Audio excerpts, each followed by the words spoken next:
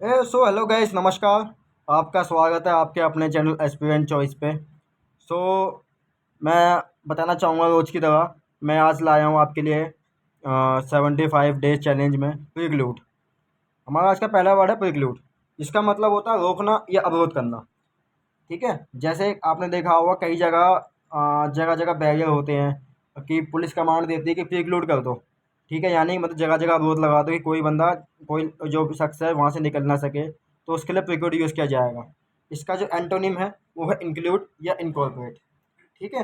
इसका जो साइनोनिम आएगा वो है प्रिवेंट और इंटरप्ट। हमारा नेक्स्ट वर्ड है आज का गुलिएबल।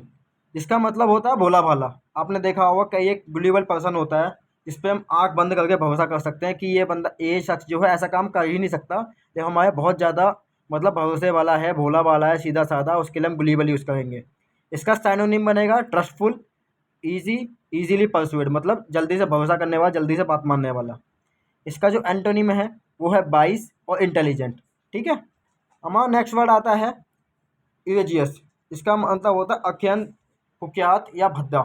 जैसे आपने देखा होगा कई देखने में लोग बड़े भद्दे होते हैं या कई कुख्यात होते हैं, तो उसके लिए इरेजियस वर्ड यूज़ किया जाता है। जैसे आपने देखा होगा कि न्यूज़ में आता है, इंग्लिश न्यूज़ चैनल आप देखते होंगे, तो एक वर्ड आता है दिस इज़ अ इरेजियस पर्सन, मतलब ये बहुत ज़्यादा कुख्यात शख्स है, जो मतलब कुख्यात आतंकवादी भी कह सकते हैं, तो उसके लिए हम इरेजियस करेंगे। ठीक है। या भद्दा इन द सेंस हम इसको ऐसे भी कह सकते हैं, जो मतलब एक तरह से ठग होता है। आपने देखा होगा ठग जो होते हैं क्या करते हैं, किसी की नकल करके अपने ही मतलब दूसरी चैनल बना लेंगे उसी नाम से, उसी की फ़ोटो से। तो उसके लिए भी ये एवेगेस यूज़ किया जाता है। इसका जो साइनोनिम है वो है कॉपीराइट या आउटस्टैंडिंग बैड। ठीक है। इसका जो एंटोनिम है वो है माइल्ड, जेंटल, टेंडर, विजिबल। ये आप याद कर लीजिएगा। हमारा नेक्स्ट वर्ड आता है अनाइल। जिसका मतलब होता है जर्जर हालत में या कमज़ोर। आपने देखा होगा कई शहरों में पुराने लोहे के पुल होते हैं, बहुत जर्जर हालत में, या इमारतें होती हैं बहुत जर्जर कमज़ोर हालत में होती हैं। ठीक है। तो उसके लिए हम इनाइल अनाइल यूज़ करते हैं। तो इसका जो सैनोनिम बनता है वो है इन्फर्म या वीक। ठीक है। इसका जो एंटोनिम है वो है यंग, स्ट्रॉन्ग, एजलेस। ठीक है। हमारा अगला वर्ड आता है एंग्स। ये बहुत ही ज़्यादा इम्पोर्टेंट है, क्योंकि ये कई बार स्पेलिंग मिस्टेक में पूछा गया है और मोस्टली लोग इसी को गलत स्पेलिंग करके आते हैं, क्योंकि इसमें एक ही वोवल है मात्र, इसलिए इसे जो स्टार्ट है इसमें कहीं आई एस टी वगैरह नहीं लगा हुआ है। तो इसमें बंदे क्या, लोग क्या सोचते हैं कि अगेंस्ट होगा तो उसको मारते हैं गलत स्पेलिंग, लेकिन नहीं। ये एंग्स्ट वर्ड ऐसा है जो लोगों को बहुत ज़्यादा परेशानी में डाल देता है। ठीक है। इसका मतलब यही होता है बंदा परेशानी में है, लापरवाह है। ठीक है। तो आप उसको याद कर सकते हैं, परेशानी में कर देगा तो ये परेशान हो जाएगा। ठीक है। इसका साइनोनिम है वरी, एंजाइटी। ठीक है। जो मतलब काफ़ी चिंतित है और मतलब काफ़ी लापरवाह भी है कि इस काम से बहुत परेशानी में भी है। ठीक है। इसका जो एंटोनिम है वो है कैजुअलनेस, ईज, काल्म। ठीक है।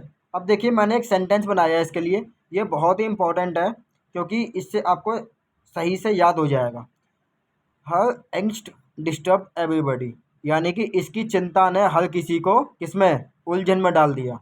तो आपको ऐसे याद रहेगा, हर एगेंस्ट डिस्टर्ब एवरीबॉडी, इसकी चिंता ने हमें उलझन में डाल दिया। तो ये अगेंस्ट वर्ड यहाँ यूज़ होगा। देखिए आज का हमारा लास्ट वर्ड आ गया है। देखिए मैं माफ़ी चाहूँगा 6 ही वर्ड ला पाया, क्योंकि ये बहुत इंपॉर्टेंट है, जो एग्ज़ाम में कम से कम 4 से 5 बार पूछे गए हैं। तो आप जो है इसको याद कर लीजिएगा, अपने नोटबुक में नोट डाउन कर लीजिएगा। ठीक है। तो अपना लास्ट वर्ड है आज का ये वोकैब का सिटीड। इसका मतलब होता है अलग होना। जैसे आपने देखा होगा कई लोग जब ज़मीन के पीछे लड़ते हैं या घर में कलेश हो जाता है, अलग हो जाते हैं, न्यारे हो जाते हैं, छोड़ देते हैं। ठीक है। उसके लिए हम सिगीट का वर्ड यूज़ करेंगे। ठीक है। जिसे आप देसी भाषा में न्यारा होना ही बोल सकते हैं। इसका साइनोनिम है लीव या सेपरेट। और इसके अलावा जो उसका एंटो बनेगा वो है यूनाइट और जॉइन। ठीक है। तो चलिए दोस्तों, हम आ जाते हैं आज के अपने ईडियम एंड फ्रेसिस पे। हमारा आज का पहला ईडियम एंड फ्रेसिस है CI to I। इसका मतलब होता है एक मत होना या सहमत होना। आपने देखा होगा कि कई लोग जो होते हैं कहते हैं आंखों में आंखें डालना। ठीक है। उसका ही मतलब हो, उसका ही ईडियम यूज़ होगा ये।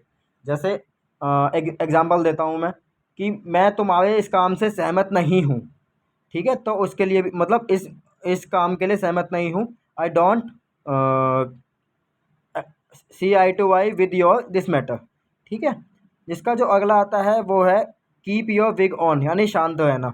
जैसे कई लोग होते हैं गुस्से में हो जाते हैं, काफ़ी अच्छी खासी उनके ऊपर कठिनाई आ जाती है, लेकिन जब भी वो शांत रहते हैं तो वो उसके लिए बिग ऑन है। जैसे मतलब एक चीज़ और कह सकते हैं कि ये दूसरा शख्स भी यूज़ करता है। जैसे किसी की गाड़ी ठुक गई, उसका एक्सीडेंट हो गया, तो उसके लिए भी बोलेंगे कि तुम शांत रहो, कि तुम्हारी गाड़ी को कुछ नहीं हुआ, तो उसे कहेंगे keep your wig on, your car did not have any crack. ठीक है।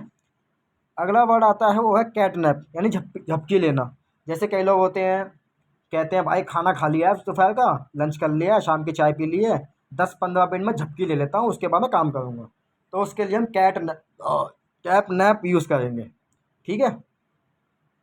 हमारा अगला वर्ड आता है पावरिंग कोल्ड वाटर ऑन, यानी मनोबल गिराना।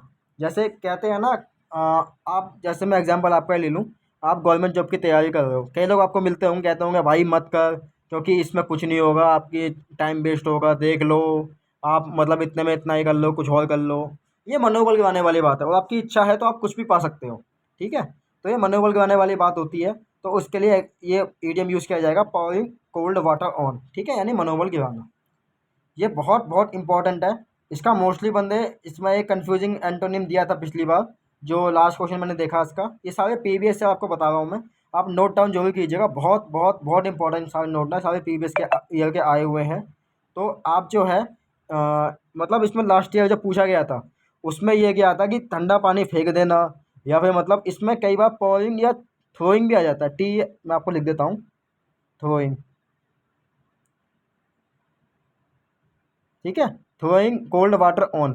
ठीक है, यानी मतलब उसका मनोबल गिराने के लिए, गर्म या गर्म पानी ठंडा पानी गिराने के लिए, तो उसका मनोबल गिराना हो गया। ठीक है।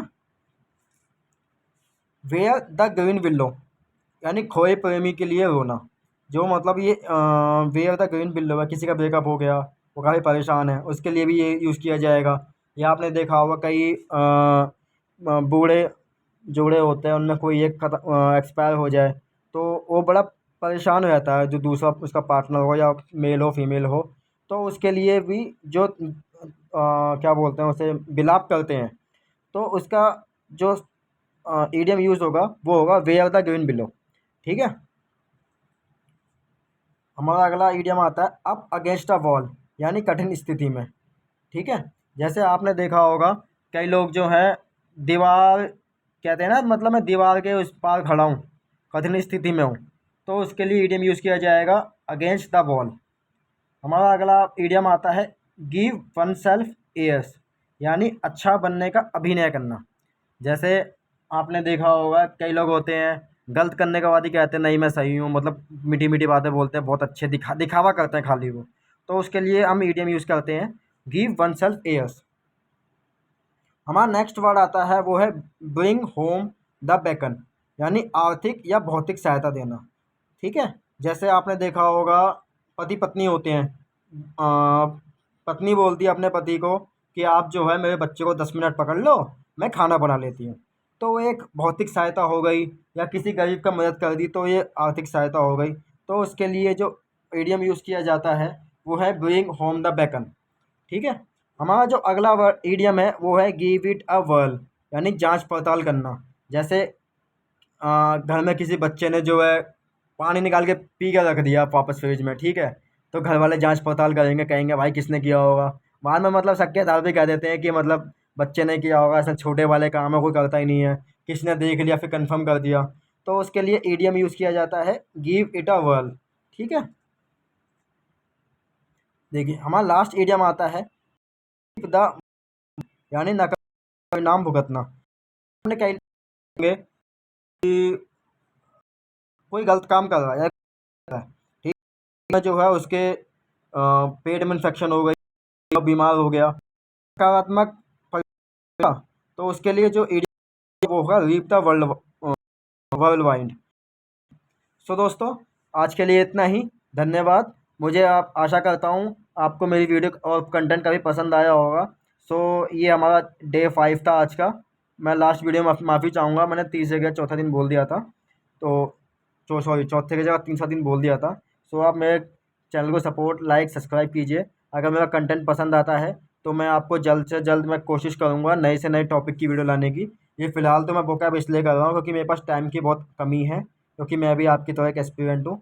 सो आशा करता हूँ आपको मेरा कंटेंट पसंद आएगा। तो प्लीज़ चैनल को लाइक, सब्सक्राइब और दोस्तों के साथ शेयर कीजिए। धन्यवाद।